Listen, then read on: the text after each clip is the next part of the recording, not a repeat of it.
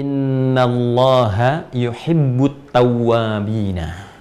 Ya wa yuhibbul mutatahhirin. Innallaha yuhibbut tawwabin. Sungguh Allah mencintai orang yang terus-menerus bertaubat. Tawwab itu terus memperbaiki, terus memperbaiki. Ini menunjukkan kesan bahwa dalam perjuangan hidup itu nggak ada yang sempurna. Ya, kita berucap tuh. Saya aja berucap nih, bicara. Pasti ada salah bicaranya. Pasti itu. Nggak mungkin orang berucap benar terus tuh. Pasti ada salahnya. Ya, entah salah dalam menyampaikan mungkin apakah ayatnya ataukah hadisnya, atau salah bicara sesuatu yang tidak pantas dikeluarkan, itu mungkin terjadi. Nah, sepanjang manusia ketika sadar, kadang Allah ingatkan lewat orang-orang sekitaran, ya, kalimatnya nggak enak untuk didengar, tidak pantas untuk diucapkan, kalimat yang kurang bagus. Sadar kita itu, kita perbaiki. Ya, saat memperbaiki itu dilakukan karena Allah berikan petunjuk itu, cinta Allah turun. Maka terjagalah lisan itu. Nah, bukti cinta itu kemudian kita dapati, kita punya kekuatan untuk menjaga kemudian apa yang pernah salah itu menjadi lebih soleh, lebih baik. Gitu. Ya, sama sampai ke ujung kaki, ke tangan, ke kaki. Nggak ada yang selamanya itu baik. Ya, teman-teman yang di rumah tangga, kita bawa babnya ke rumah tangga. Apakah akan mendapati selama suami sempurna? Ya, apakah istri akan mendapati selamanya suami itu sempurna? Mustahil. Pasti ada salahnya. Sepanjang dia manusia, pasti ada salahnya. Istri juga begitu, nggak akan selamanya baik. Pasti ada salahnya di situ. Ya, karena itulah kemudian ketika menemukan hal-hal yang seperti itu, maka cari jalan untuk menyempurnakannya. Maka cinta Allah diturunkan. Saat cinta itu turun, itulah yang didapatkan samara. Ya, sakinah, mawaddah, dan rahmah. Ya, konsep yang tadi di rumah tangga ditarik ketemu Quran surah keempat, An-Nisa ayat 19. Ya kan? Fa in karihtumuhunna fa'asa an takrahu syai'a wa yaj'alallahu fihi khairan katsira. Lihat di ujungnya. Kalau engkau mendapati pasanganmu itu ada sesuatu yang kurang dan engkau nggak suka itu, ya kan? Jangan marah dulu. Ya, diam dulu, gitu kan? Tenang, supaya lebih jernih dalam berpikir. Setelah itu engkau kaji. Oh, engkau temukan, disitulah ketika engkau ketemukan kekurangan di pasanganmu, itulah hikmahnya Allah kirimkan engkau untuk menyempurnakannya. Itu kan? Jelas ya? Baik, ini gambarannya teman-teman sekalian. Baik. Nah, ini sesuatu yang sangat mahal. Nah, ketika ini diambil, ada pahala. Nah, jadi konsep pahala itu jangan digambarkan kepada perbuatan ma'ruf saja. Ya, hal-hal yang positif, yang sholat, yang puasa, yang zakat, ngaji Quran, tapi meninggalkan maksiat pun itu ada pahalanya. Meninggalkan salah untuk mengambil soleh itu ada pahalanya. Dan menariknya, itu masuk dalam perbuatan hasanah juga. Ya, jadi hasanah itu sifat baik yang punya nilai pahala, ya kan? Sifat baik yang punya nilai pahala itu dibagi dua. Ada yang sifatnya amar ma'ruf, ada yang sifatnya nahi mungkar. Ya, ketika Anda sholat itu amar ma'ruf. Ketika Anda meninggalkan maksiat itu nahi mungkar. Ya, contoh misalnya kan, ada orang berbuat salah nih. Ketika berbuat salah, dia pengen taubat, datang ke Nabi Sallallahu Alaihi Wasallam. Saat akan tiba waktunya salat, maka Nabi tahan dulu, kita salat dulu. Begitu salat, dia datang lagi mengkonfirmasi. Nabi katakan, taubatmu sudah diterima, engkau tadi salat. Ya, ketika dia salat itu sedang memanjatkan permohonan taubatnya. Ya, itu diterima, dikonfirmasikan oleh Allah dengan turunnya Quran surah ke-11 Hud ayat 114. Aqimis salata tarafain nahar wa zulafan minal lail innal hasanati yudhibnas sayyi'at. So, perbuatannya sayyi, sifatnya jamaknya sayyiat. Ya, ketika Allah turunkan kata hasanah di situ, Allah katakan perbuatan baik itu yang merubah seseorang dari salah menjadi pribadi lebih soleh, itu melahirkan hasanah, itu ada pahalanya dan menggugurkan dosa-dosanya. Anda bayangkan nggak dengan taubat itu, salahnya gugur, dosanya gugur, terus dapat pahala di situ, pahala datang. Ya, berapa nilai pahalanya? 10. 10. Dari mana konfirmasinya? Quran surah yang ke-6 ayat 160. Man jaa'a bil hasanati falahu asyru amsalihha. Siapa mempraktikkan, mengerjakan satu perbuatan baik yang punya nilai kebaikan di sisi Allah, dia dapat 10 pahalanya.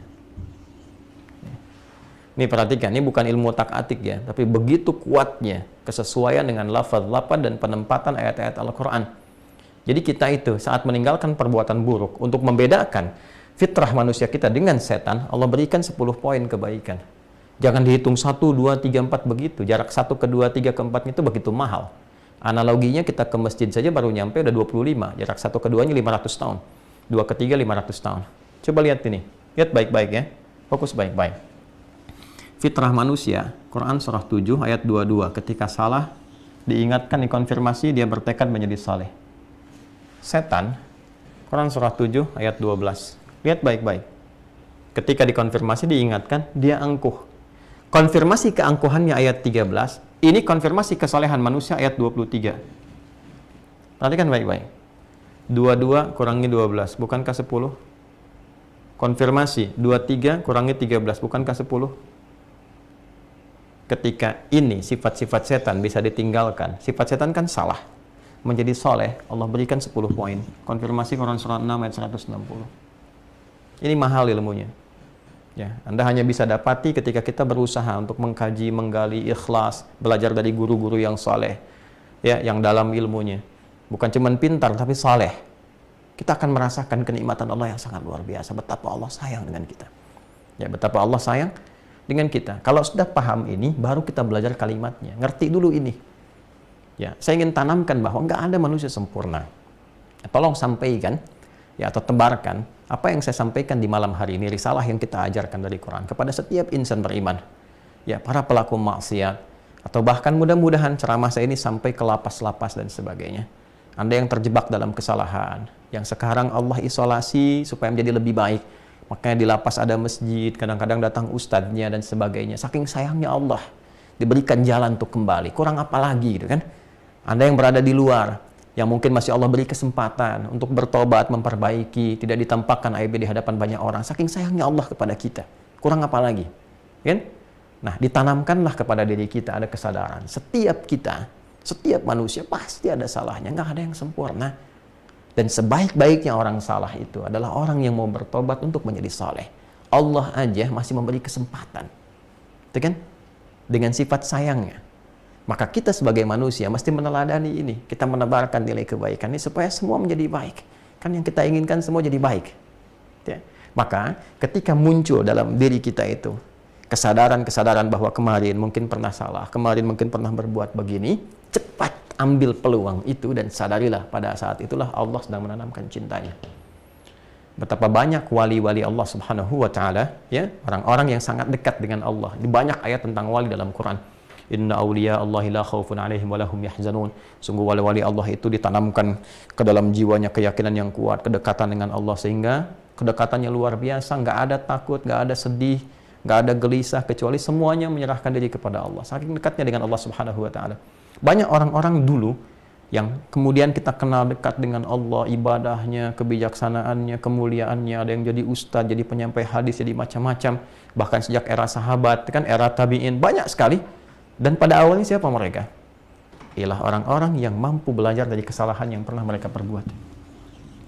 Banyak sekali. Ya.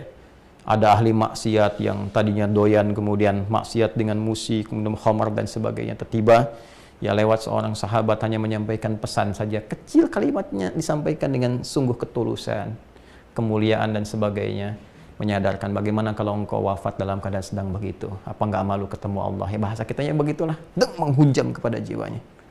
Ya, makanya ini penting bagi kita para ulama itu, ya, termasuk juga ustadz-ustadz tuh yang dakwah-dakwah, ya, di masyarakat itu mesti menanamkan keikhlasan yang kuat. Kita harus berusaha itu. Ya, godaannya begitu banyak, materi, popularitas, macam-macam. Tapi kekuatan itu mesti ada, keikhlasan, supaya menghujam kalimatnya ke jiwa. Bukan cuma jadi konten gitu ya. Orang ingat itu, ingat, tapi tidak merubah hatinya. Ini problem. Ya, nah, ini kembali kepada kita semua. Banyak sekali. Ada yang tadinya pembegal, tiba-tiba belajar dari kesalahannya, dia tobat, diterima tobatnya oleh Allah, tiba-tiba jadi ahli hadis. Kan Jundub bin Junada, Abu Dzar Al-Ghifari, kita kenal sampai sekarang. Banyak sekali kisah inspiratif. Makanya penting kita merubah bacaan-bacaan kita sekarang itu lebih mengedukasi diri kita pribadi. Kenapa sih harus baca sesuatu yang nggak ada manfaatnya? Ya harus memviralkan hal-hal yang nggak penting gitu. Ya saya juga heran sama media-media sekarang tuh. Ya yang ditampilkan tuh yang jelek-jeleknya, yang isinya tuh nggak ada faidah, yang nggak ada manfaatnya. Itu kan nggak mengedukasi gitu, ya kan? Sedangkan kita menginginkan bangsa kita maju, bangsa kita itu pintar, bangsa kita itu bisa makmur, bisa hebat, tapi berita yang disajikan isinya sampah. Ya mohon maaf gitu, yang kalau kita lihat tuh 85% berita sekarang, silakan klik tuh, rata-rata apa? Ya, apakah perselingkuhan, apakah ini yang korupsi, ini pencurian, pembunuhan, terus kronologisnya diajarin lagi di situ tuh. Itu kan yang nggak perlu gitu. Mohon izin ya teman-teman, kita rasanya kenapa media itu semakin meningkatkan konten yang seperti itu, karena ada peminatnya. Nah, inilah pentingnya kita edukasi sebagai umat Islam. Jauhi yang seperti itu. Ya, baca yang bagus-bagus. Dulu saya pikir era 90-an, 2000 awal itu buku-buku itu bagus-bagus sekali. Kisah-kisah inspiratif, kisah ini, kisah itu, bacaan-bacaan bagus. Itu yang perlu kita kumpulkan sehingga kita teredukasi dalam kebaikan.